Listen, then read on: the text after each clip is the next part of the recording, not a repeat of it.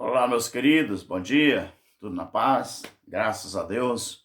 Bom dia de domingo para todos nós. Louvado seja o nome do nosso Criador.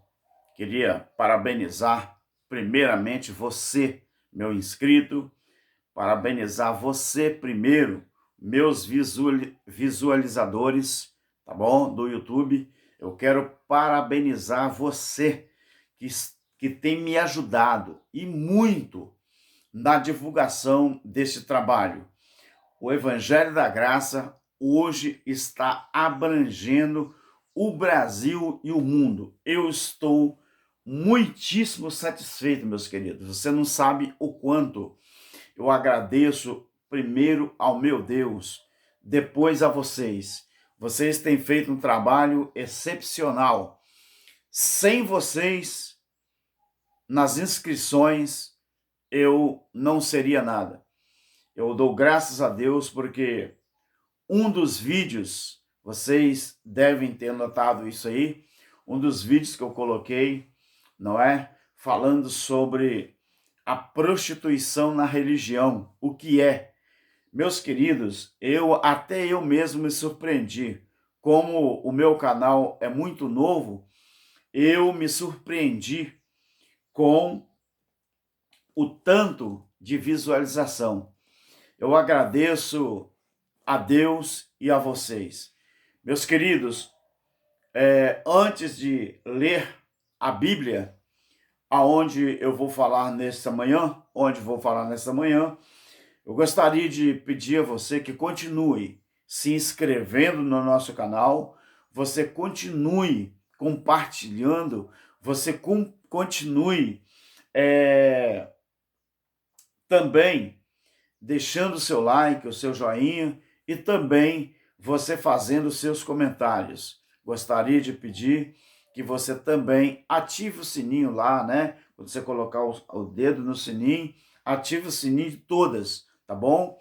Meus queridos, eu gostaria de hoje deixar Atos, capítulo 4, versículo a partir do 37.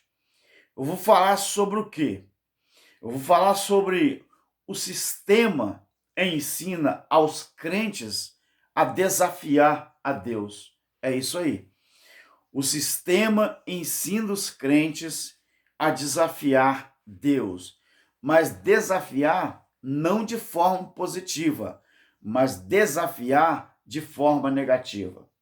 Abra sua Bíblia em casa. Atos capítulo 4, a partir do versículo 32. A comunidade de bens entre os primeiros cristãos. Era o coração e a alma da multidão dos que criam, e ninguém dizia que coisa alguma do que possuía era propriamente seu. Mas todas as coisas lhes eram comuns. Os apóstolos davam com grande poder testemunho da ressurreição do Senhor Jesus, e em todos eles havia abundante graça.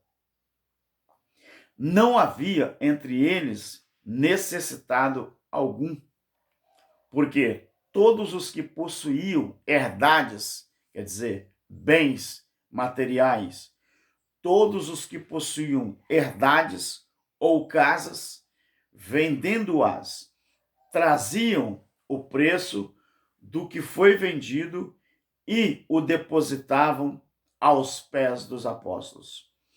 Repartia-se a cada um segundo a sua necessidade.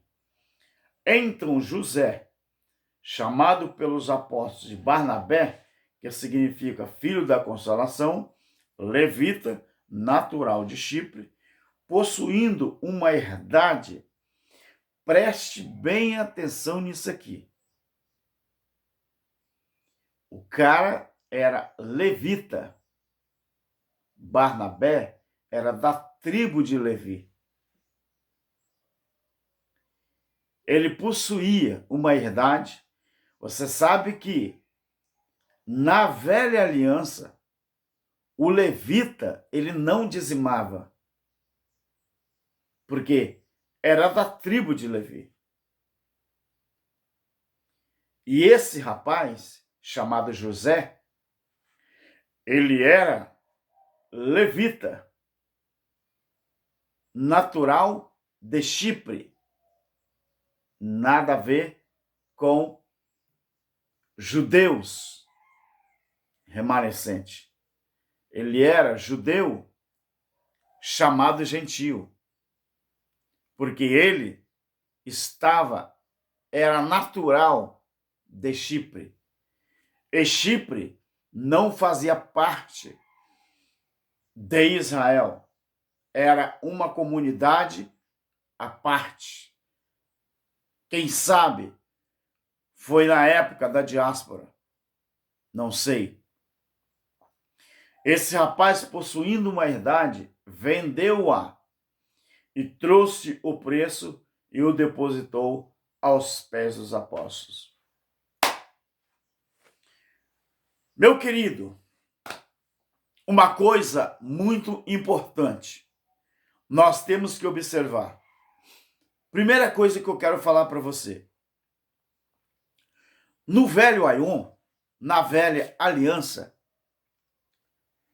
todas as 11 tribos tinham o dever e a obrigação de dizimar dos produtos da terra, daquilo que eles plantavam e colhiam. 10% do que eles colhiam na roça, eles deveriam levar para a casa do tesouro, uma espécie de almoxarifado, para poder sustentar os levitas, que eram a classe sacerdotal. Isso na velha aliança.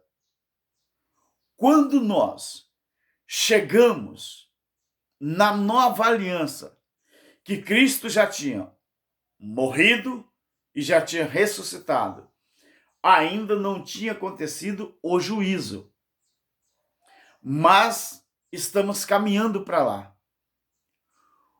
Os mesmos hebreus que dizimavam os produtos da terra na velha aliança, quando nós estamos já em Atos dos Apóstolos, depois da ressurreição de Cristo, já estamos vivendo aqui o novo Aion, porque Cristo já tinha gritado na cruz, Tetelestai, está consumado. Quando nós chegamos aqui, em que os apóstolos começam a pregar, nós temos os mesmos judeus que dizimavam na velha aliança.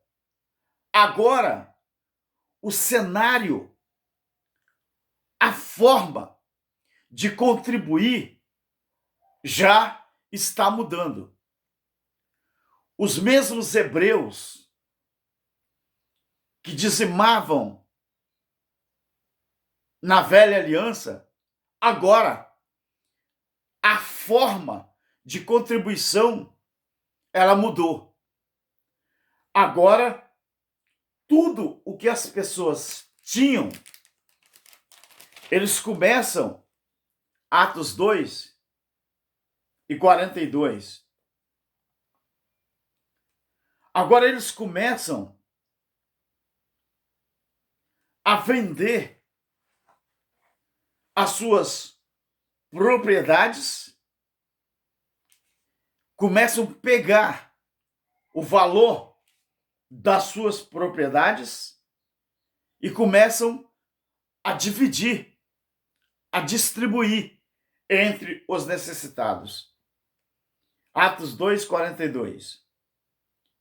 Em cada alma, e perseveravam na doutrina dos apóstolos, na comunhão e no partir do pão e nas orações. E em cada alma havia temor. Nós estamos nos Atos dos Apóstolos, escrevido escrito melhor por Lucas essa história, porque Atos é um livro histórico. E perseveravam na doutrina dos apóstolos, na comunhão e no partir do pão, nas suas orações. E em cada alma havia temor. Em cada alma havia temor. E muitas maravilhas e sinais eram feitos pelos apóstolos. Todos os que criam estavam juntos e tinham tudo em comum.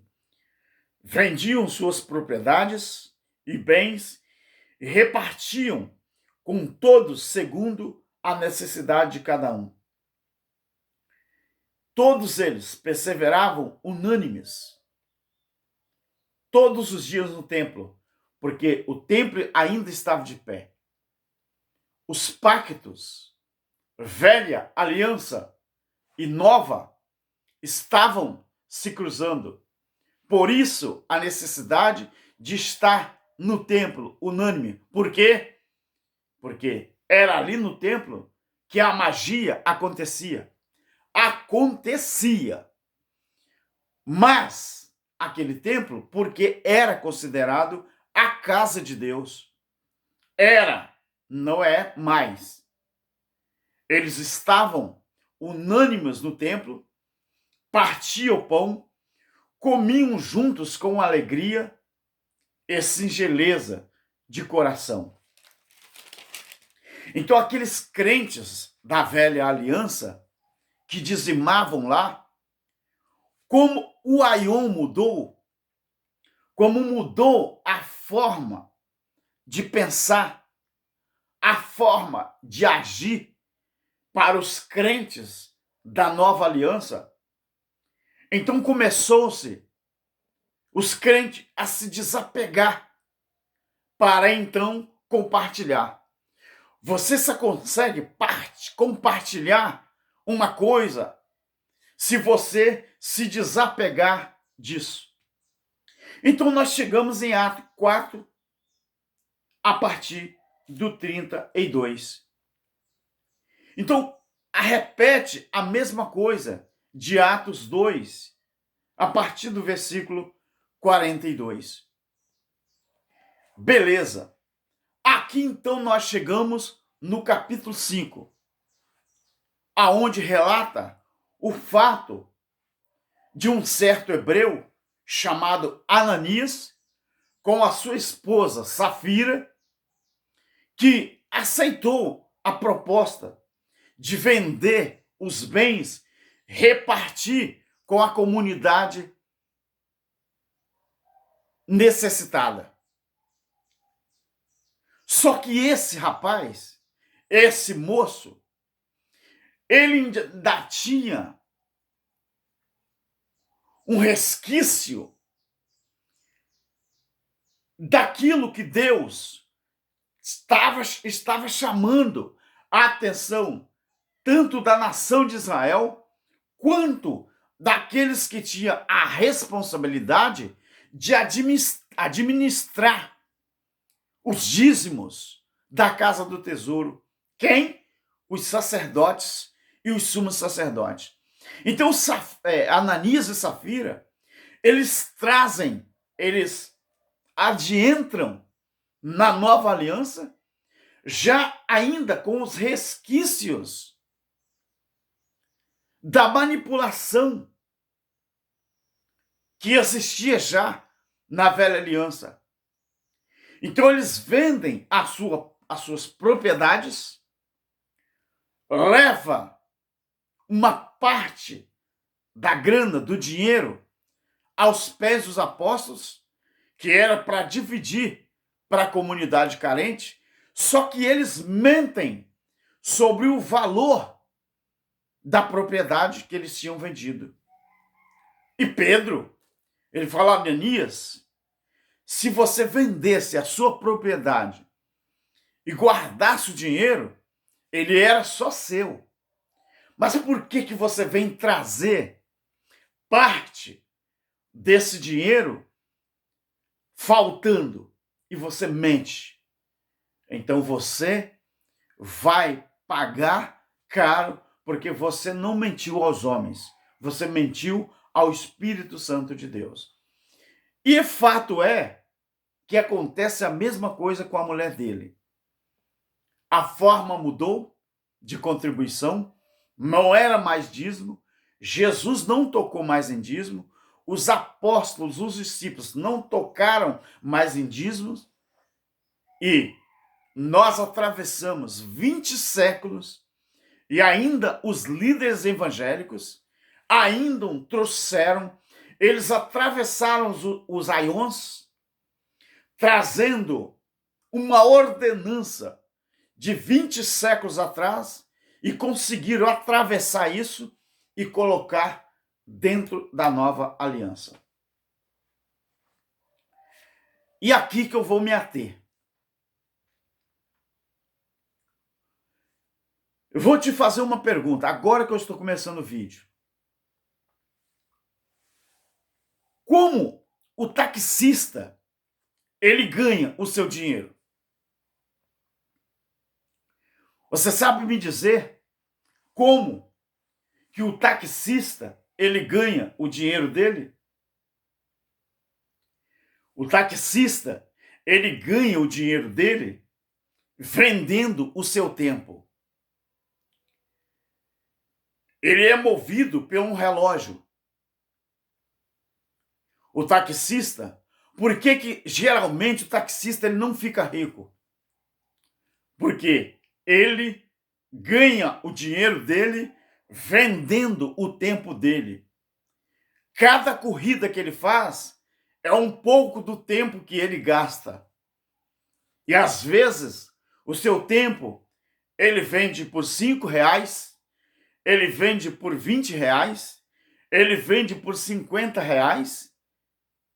Depende do tempo que ele vai levar para fazer uma corrida.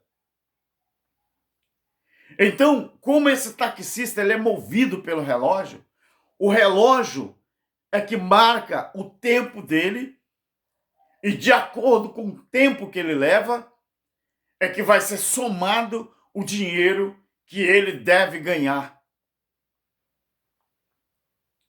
Por que eu estou fazendo essa pergunta, meu querido? Assim como o taxista, ele ganha o tempo dele, ele ganha o dinheiro dele, melhor, vendendo o seu tempo, como também que os cães gulosos ganham o dinheiro deles, usando o tempo deles para te ensinar mentira. Pasme você. Os cães gulosos, eles ganham o dinheiro dele vendendo o tempo deles para você. Você é o cliente dele. Como aquele que aluga o táxi para correr. Você é o cliente dos cães gulosos. Você não sabia disso? Você sabe para que você fica 1 hora ouvindo um pregador do sistema religioso? Você sabe por que você fica 40 minutos, 1 hora, 30 minutos ouvindo o pregador pregar? Você não sabia que o tempo dele, que ele está pregando ali, é você que está pagando? Você sabia que você está ajudando esse pregador a se prostituir espiritualmente?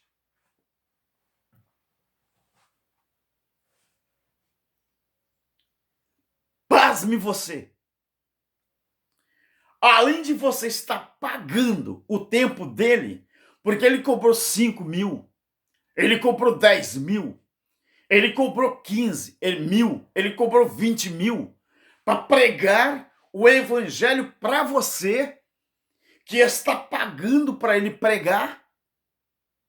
E além de pregar para você, durante esse tempo, além de você estar pagando o tempo dele, você está sendo ensinado pura mentira, porque eles não pregam o evangelho da graça de Deus. Eles pregam o evangelho da lei, o evangelho baseado nas ordenanças da lei. Eles não querem te libertar do sistema religioso, porque você tem que continuar sustentando essa coja de lobos vorazes. É triste, não é? Eu devia trazer a minha xícara de água, mas eu me esqueci. Mas vamos lá, não tem problema. Então, meu querido, você é que paga o tempo desses pregadores do sistema. E o mais agravante ainda, você está ajudando esse cara a se prostituir cada vez mais. Eu vou repetir o que significa prostituição. Prostituição é você fazer por dinheiro aquilo que deveria ser feito por amor. Isto é prostituição, ou isto é prostituir. Uma das maneiras mais fáceis, ou mais fácil, de ganhar dinheiro que o sistema religioso descobriu: montar um templo ou virar um coaching. Isto é, esses pregadores itinerantes ou itinerantes que existem por aí. Eles conseguiram manipular o evangelho para se dar bem na vida. Montar templo é uma das maneiras mais fáceis de ganhar dinheiro sem precisar trabalhar fisicamente e honestamente. Porque o pregador itinerante, o cara que monta um templo para ganhar dinheiro, ele não precisa fazer nada. Ele não precisa trabalhar. Quem disse que esses caras que recebem 20 mil, 30 mil, 15 mil para pregar, quem disse que eles precisam fazer alguma coisa? Você acha que eles estudam a Bíblia depois para pregar para você? A única coisa que eles têm que fazer, sabe o que é? Aprender a manipular você. Eles só aprendem manipular. Isto basta para eles começarem a ganhar dinheiro. É só isso. Meus queridos, eu participava dessas aglomerações, dessas multidões. Às vezes eu ia e gostava de ficar pertinho do suposto pregador só para tentar aprender alguma coisa. Não sabendo eu, que por trás daquela multidão estava ali 20 mil reais, 30 mil reais. Teve um pastor no Brasil de renome, e eu ainda não quero pronunciar nome de líderes religiosos aqui no meu canal, ainda. Esse cara cobrou 30 mil reais. Ele mora em São Paulo, é pastor de um grande ministério, que o Ministério dos Homens acabou na lei. Hoje não existe nem Ministério dos Anjos, é proibido na Nova Aliança.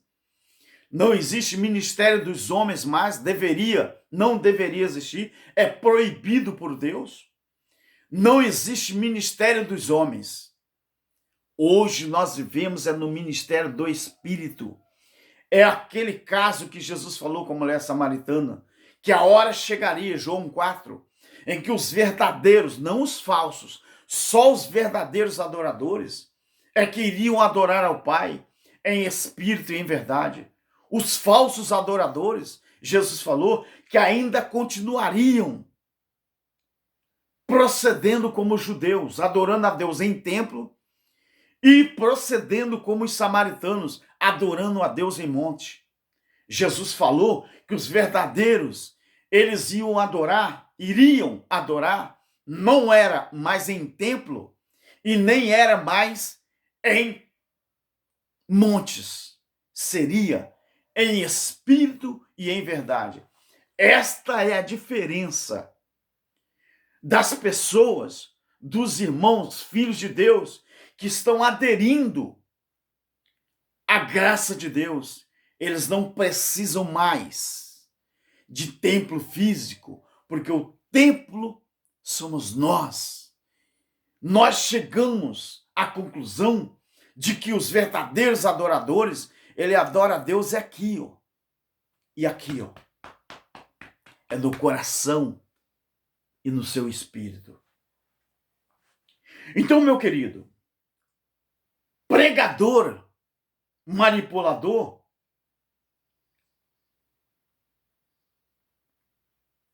ele ganha o seu dinheiro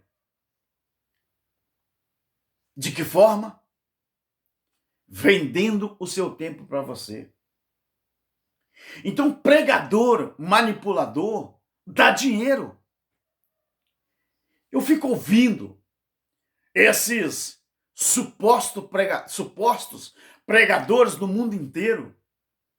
E os caras, quando eles pegam o microfone na mão, parece que eles querem que a igreja, templo, saia da terra.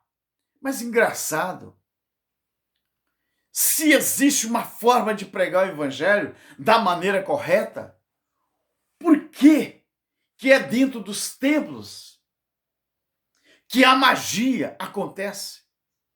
Por que eles não pregam na rua, nas praças? Por que tem que ser dentro dos templos? Porque é nos templos que estão o povo, que eles conseguem manipular. O que eles falam dentro do templo, eles não podem falar na rua, porque tem muita gente observando, até mesmo autoridades. Dentro do templo é um assalpão, aquilo que está em João 10:10, que Jesus falou que ele, como pastor no velho Aion, ele chegava dentro dos templos, tirava as suas ovelhas para fora e as suas ovelhas seguiam. O que o sistema fez? Pegou você, revirou a Bíblia de cabeça para baixo, ao contrário, e levou você para dentro dos templos religiosos. Na contrapartida, Jesus, ele arranca elas de lá. O sistema leva elas para lá. Estude João 10. Então você sabia que quando você paga o tempo do seu líder, você está pagando para ele se prostituir mais e mais? Como assim, Alberto? Quando você dizima, você está ajudando ao líder da sua igreja, que não é igreja corpo de Cristo, e sim igreja sistema. Você está ajudando o seu líder a se prostituir e a fazer com que os outros se prostituam, ou eles se prostituem cada vez mais. Prostituição é o ato de fazer por dinheiro o que deveria ser feito por amor. Aonde que existe no mundo hoje algum lugar onde se prega a palavra de Deus por amor? Só os evangélicos, só os evangelizadores, os cristãos da graça de Deus, é que não depende disso aqui, ó. Para se pregar o evangelho, para ensinar as pessoas a graça de Deus. Eu estou, graças a Deus, meus queridos, fazendo um trabalho no YouTube, assim como os ensinadores da graça, e também nas casas. Aqui em casa vem muita gente, líderes de igreja, líderes de renome, pastores de renome, pelo menos da minha região. Eles vieram conhecer na Bíblia o que é a graça de Deus. Estou feliz por isso. Eu li na Bíblia que os crentes, os hebreus do Velho Testamento, eles atravessaram o Aion, saíram da velha, essa transição, entraram na nova. Na nova aliança, os hebreus que dizimavam o endro, o cominho, a hortelã, o milho, a soja, o trigo, mais o quê? Mais o quê? A ervilha, mais o quê? Feijão, mais o quê? O gado, as ovelhas, os cabritos, os bois, as cabras. 10% tinha que ser levado todo ano, não era todo mês.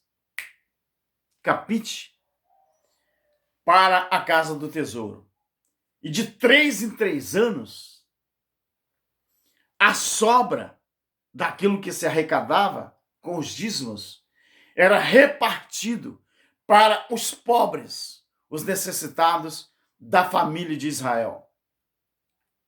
De 3 em 3 anos, quando acumulava muito dízimo, alimento na casa do tesouro, de 3 em 3 anos era distribuído. Deixa eu ver. Eu não vou ler, mas eu vou citar para você estudar em casa. Tá bom, meu querido? Deixa eu ver se eu acho rapidinho para você estudar em casa. Deixa eu ver se eu tenho certeza que eu não posso fazer você errar. Estude em casa, 2 Crônica, o capítulo 31 todinho.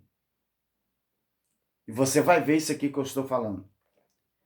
De 3 em 3 anos, tudo que tinha acumulado na casa do tesouro era dividido para os crentes, os irmãos hebreus, aqueles que tinham necessidade.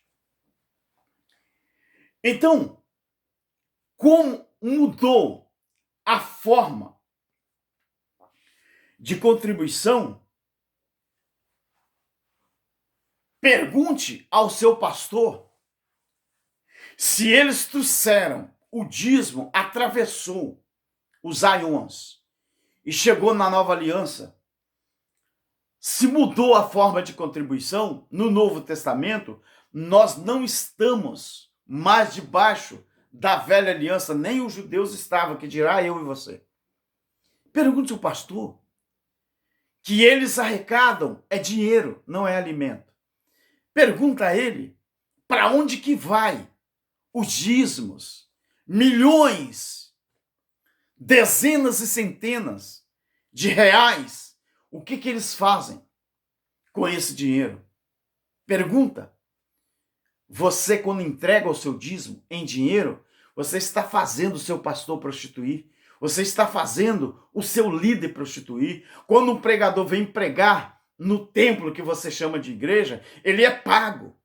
Se ele ficar 30, 40 minutos, 1 hora, ele é pago para aquilo. Então, ele, além de ser um prostituto espiritual, você está fazendo parte desta prostituição, porque você está pagando a ele para ele pregar o evangelho. Você não sabia disso, não é? Pastor nenhum vai te ensinar isso, não é? Sabe por que ele não vai te ensinar? Porque para ele, bolofas, não interessa se você perder a sua alma, se o seu espírito não voltar para Deus, ele não está nem aí. Ele quer que você sustente a família dele. Ele quer que você sustenta o apartamento dele. Ele quer que você sustenta o carro dele. Ele quer que você sustenta os 10, 20 salário que ele ganha. No Pernambuco, o homem lá da convenção pernambucana ganhava, era 200 mil por mês. Ou ganha, eu não sei como é que tá. O filho dele é 100 mil reais por mês. A mulher dele é 50 mil reais por mês. Estão até o pescoço de prostituição espiritual. E quem que está sustentando? Aqueles membros da chamada igreja. Deixa eu te perguntar. Onde que seu filho estuda? Onde o filho do seu líder estuda? Você já se perguntou? Muitas famílias evangélicas brasileiras não têm sequer condições de colocar um filho na faculdade. Muitas e muitas famílias brasileiras que sustentam esses marmanjos engravatados, que se dizem líderes, enquanto o filho deles está na Europa estudando, enquanto o filho dele está em Harvard, enquanto o filho dele está numa das melhores faculdades que existe no mundo, na Inglaterra, na Suécia, na Finlândia, quem sabe na França, quem sabe nos States. Falar um pouquinho de inglês aqui. Lá nos States of America, né? Os Estados Unidos da América, quem sabe? Então, meus queridos, eu creio que você é igual eu. I have a dream. Nós temos sonhos. Nós temos sonhos. Então, se você não tem condições de colocar o seu filho ou a sua filha na melhor faculdade ou numa faculdade sustentada pelo governo, nem isso, enquanto os filhos deles, sustentados por você, estão nas melhores faculdades. E pasme você, filho. Pasme você, minha filha.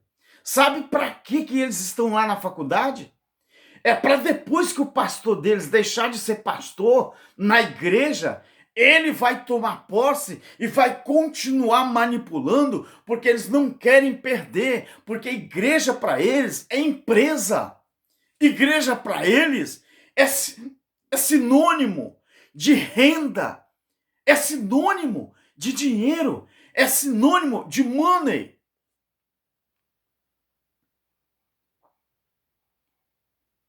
Sabe o que esses caras têm plantado até agora?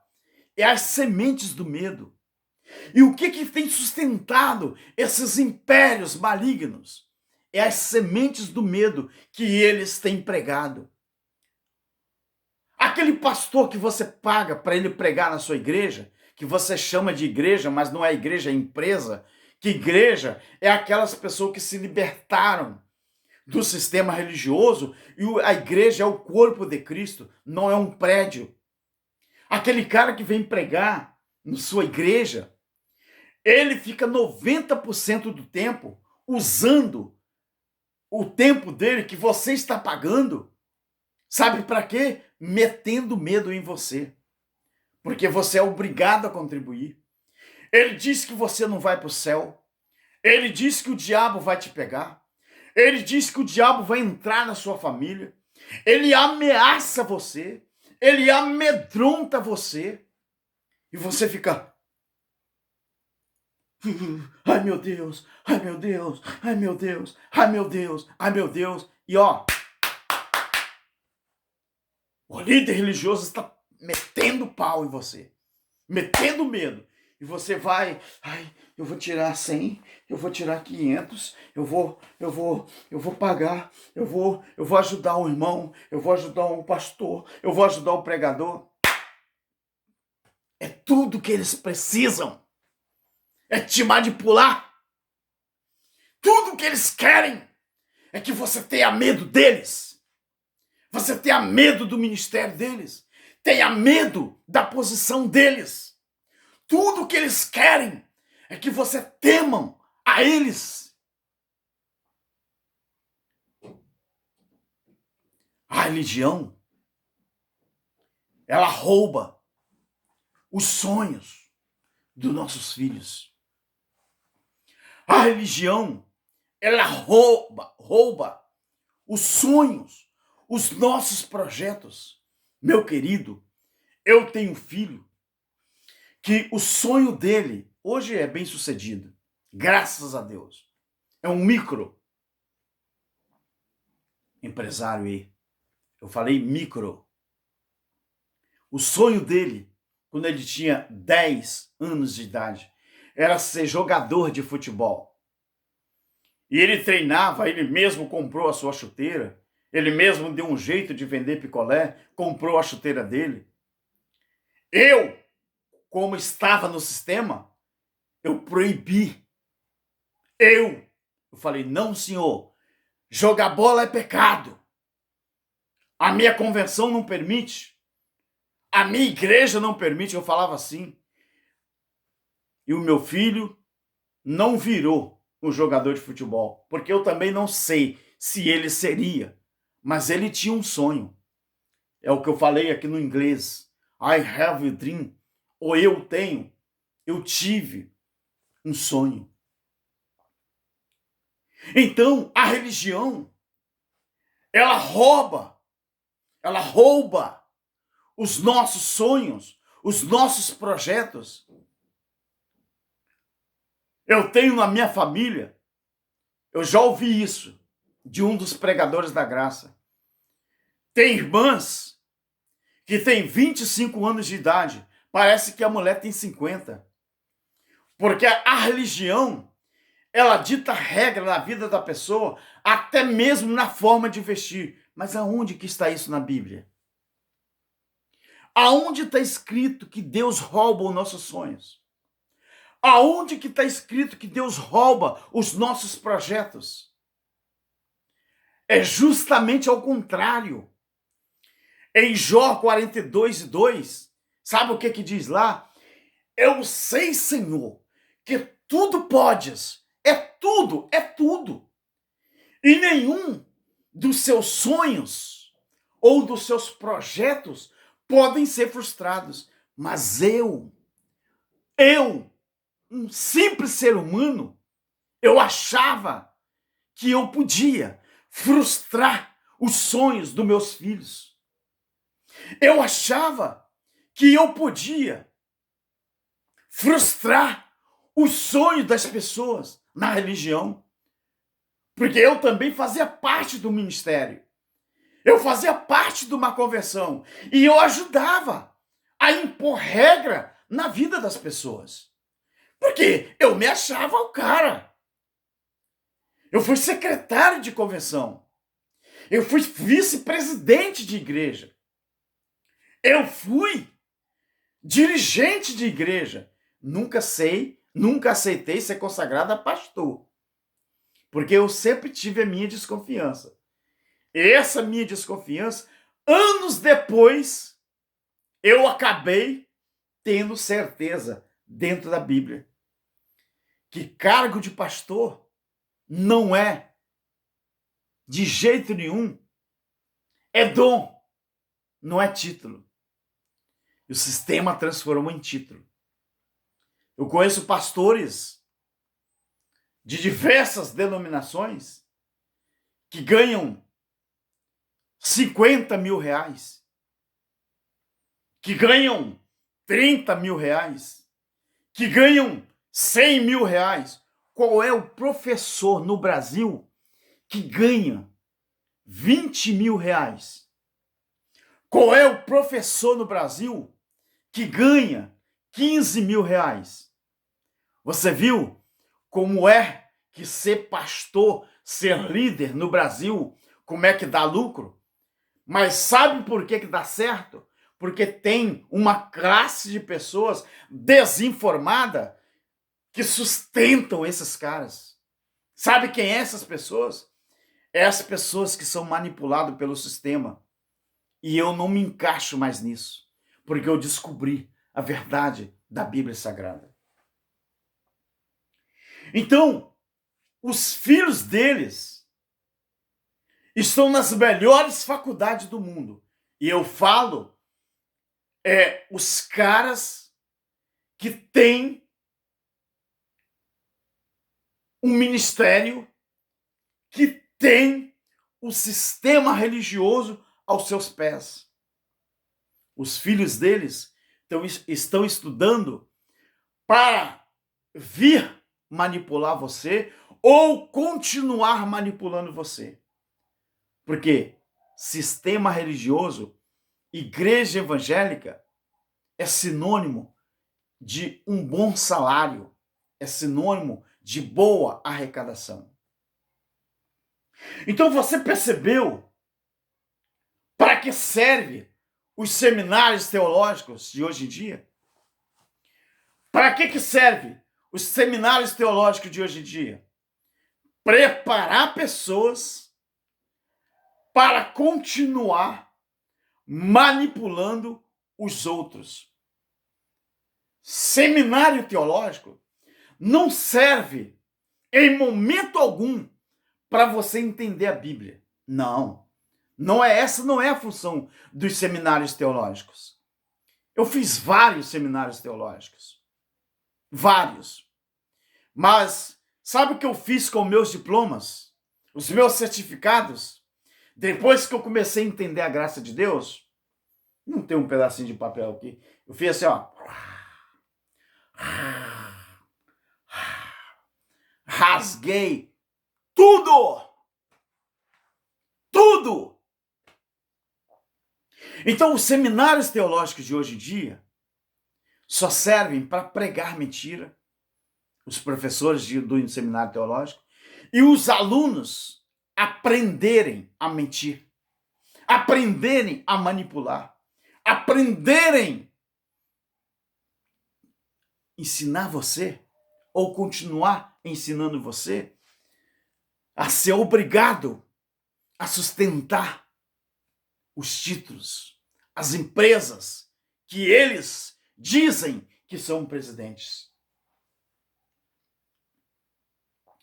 Por que, meu querido, que Deus ele se divorciou da Jerusalém física? Eu também não vou ler, mas está registrado em Oséias, capítulo 2, e também Apocalipse, capítulo 17. Por que Deus se divorciou da Jerusalém física? Justamente por ela ter praticado prostituições com os reis da terra.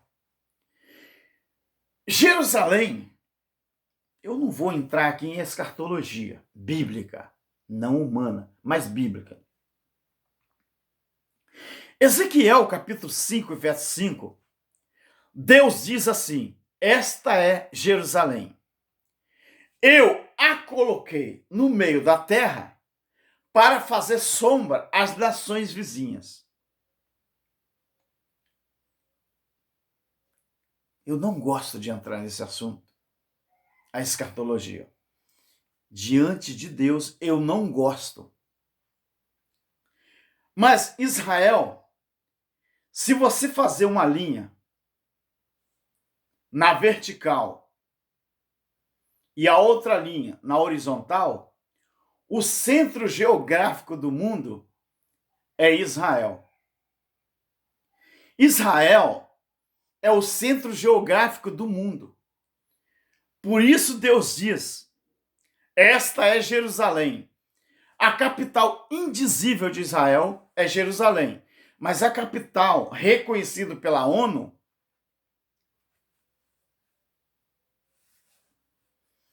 tá vendo? Tem assuntos que me dá vontade de entrar, aí eu teria que partir para o lado humano, né? Mas eu não gosto. E eu prometo não entrar nesse assunto. A capital indizível de Israel é Jerusalém. Mas a capital reconhecida pela ONU de Israel é Tel Aviv. Mas Jerusalém é indizível a capital de Israel.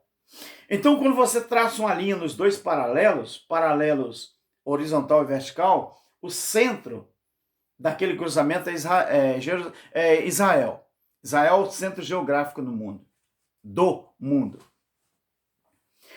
E essa nação, ela foi escolhida por Deus desde o início de tudo para representar o seu povo. Tanto que a palavra judeus, outro assunto que eu não gosto, judeus é em português, porque o J não existe no alfabeto hebraico. Então, judeus é no português, mas no hebraico é Yaldim. E o que significa Yaldim? Povo. Yal, Deus, Din, povo. Então, Yaldim, ou judeus, Yaldim no hebraico quer dizer povo de Deus. Yaldim, porque o Y no português ele foi substituído pelo J. Porque no hebraico, meus queridos, não existe vogal. Só existe consoantes. O que dá os valores de cada letra, vogais, no hebraico, é os sinais massoréticos, que existe tanto em cima como embaixo de cada letra. Então, os sinais massoréticos é que dá valor à letra como se fosse vogal. São os sinais massoréticos. Então, Jerusalém, ela se tornou prostituta porque ela começou a se prostituir com os reis da terra, com as outras nações. O evangelho hoje, do século 21, o sistema religioso, ele está prostituído porque o que deveriam fazer por amor, que era pregar o evangelho, espalhar a graça de Deus, fazer as pessoas entenderem o que é a graça de Deus por amor, eles estão fazendo por dinheiro. Por isso essas aberrações. Pastores com 20, 30 salários mínimos, 40 salários mínimos, 50, 100 por mês, pregadores que cobram 30 salários mínimos para pregar, pregadores que cobram 10, 15, 20, 30 salários mínimos, eles não fazem a obra de Deus por amor. Tem um camarada aí que eu nunca ouvi a mensagem dele, porque ele prega a mensagem de Deus, a mensagem deles, sorrindo. Eles conseguiram pegar a palavra, manipular, e eles pegaram a palavra de Deus e fizeram chacota. E ele prega rindo. Olha o que ele fez com o evangelho, denegrindo a imagem do evangelho. Eu nunca ouvi e não vou ouvir uma mensagem dele. Se você um dia me ouviu, o seu cabeça branca, é com você que eu estou falando. Você é um prostituto espiritual, que você não prega a palavra de Deus. Você também não prega por amor. Você prega é por dinheiro. E por dinheiro, eu vou falar uma coisa para você. Ou você se converte ao verdadeiro evangelho da graça, ou você morre e é exterminado na sepultura que a Bíblia chama de inferno. As partes baixas da terra. Você não tem espírito para voltar para Deus, então a sepultura é o extermínio total. É o que a Bíblia chama de segunda morte, a morte eterna. Morreu, acabou. A morte eterna é essa, que o espírito não volta para Deus. Romanos capítulo 8. Só é filho de Deus quem tem o Espírito de Deus. Porque quem não tem o Espírito de Deus não é chamado e nem considerado filho de Deus. Então, meu querido, as prostituições de Jerusalém fez Deus divorciar da Jerusalém física, que foi chamada para representar Deus na terra, e ele casa com a nova mulher essa chamada de igreja, o corpo de Cristo, que tem Cristo como cabeça, Colossenses 1:18, e também Colossenses 1:24. A igreja é o corpo de Cristo, e o corpo de Cristo tem Cristo como cabeça. O corpo é Cristo, a igreja, e a cabeça dessa igreja é Cristo. E quem que é o dono? Ele. e não o seu pastor, não o seu líder. Caia fora, meu filho. Pare de ser enganado. Então você viu, pergunta ao seu pastor se ele tem coragem de vender as suas propriedades, desfazer das suas riquezas, já que nós estamos na graça. Por que que todos os líderes do Brasil não pegam as suas coisas e vende e reparte com os pobres?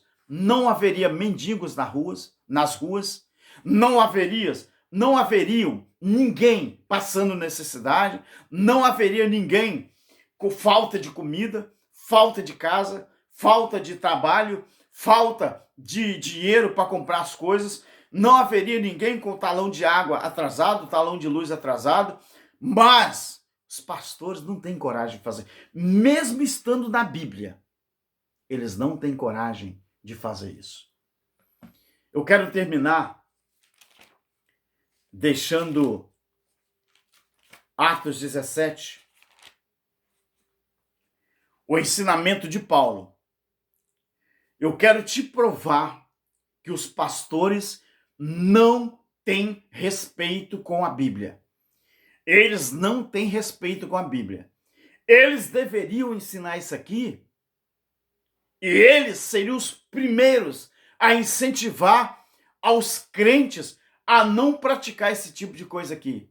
Mas eles não vão fazer nunca. Sabe por quê? Porque isso aqui abre o entendimento das pessoas. Atos 17, 24 e 25. Você já sabe até o que eu vou ler. Paulo chegou para os atenienses lá na Grécia, lá em Atenas, e ensinou isso aqui. Atos 17, 24 e 25. O Deus que fez o mundo e tudo o que nele há, sendo ele Senhor do céu e da terra, não habita em templos feitos por mão de homens, e nem tampouco ele é servido por mãos de homens, como que se tivesse necessitando de alguma coisa, porque ele mesmo é quem dá a todos a vida, a respiração e todas as coisas. Mas quanto mais o tempo passa, mais templos eles estão fazendo. Sabe por quê? Porque é sinônimo de empresas, é sinônimo de arrecadação. Eles não estão nem aí se Deus habita ou não. O importante para eles é arrecadar cada vez mais. O sistema, meu querido, é o título que eu vou dar a esse vídeo. O sistema está ensinando você a desafiar a Deus com as suas práticas pecaminosas, prostituída dentro dos templos religiosos. Caia fora para você não incorrer nessa prostituição espiritual. Porque os líderes, eles não vão te ensinar a verdade nunca, jamais. Porque eles precisam de você para sustentar os seus impérios religiosos. Meus queridos, fiquem na paz. Agradeço ao meu Criador. Pasme você, que se você continuar, você também é culpado de estar praticando esse tipo de pecado. Pecado que eu digo, não aquele pecado dos judeus, mas esse errar o alvo. Que pecado era a transgressão da lei. E quem estava inserido eram os judeus. Nós erramos o alvo algumas vezes, mas não interfere na nossa vida com Deus. Caia fora e se liberte disso. Fica na paz, graça e paz para todos. Amém.